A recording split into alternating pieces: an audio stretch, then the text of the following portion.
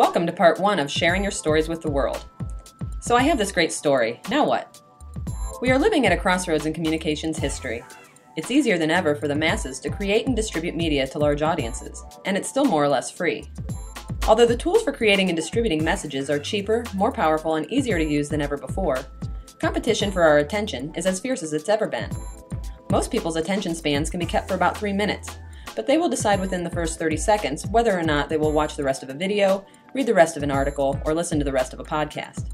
With all the available media outlets competing for our time and attention, and everything else we have going on in our busy lives, it's getting harder and harder to reach us and get us to notice anything longer than a soundbite unless we are compelled by a story or reach tactically. This is true online or offline.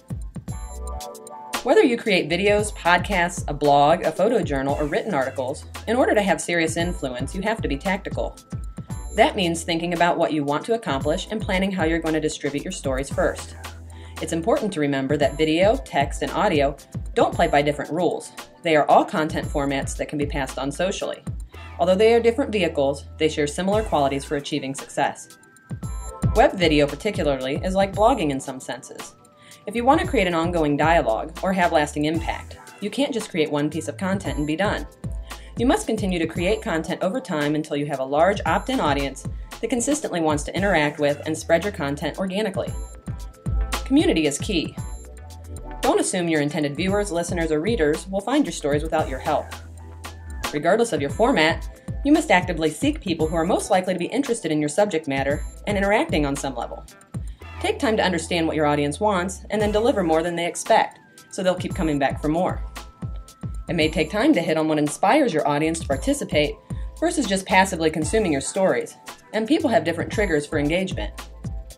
Even overnight sensations usually don't happen overnight. Unless you have a massive brand and deep pockets, or you get lucky, it will take time and effort to get your content recognized and build a loyal following. Recognize your limitations and seize opportunities. Utilize your existing relationships, experiences, knowledge base, and free online tools to help expand your audience and create more buzz. Focus on your strengths, but become well-rounded. Whether your focus is video, photography, audio, or writing, you should practice and post other formats.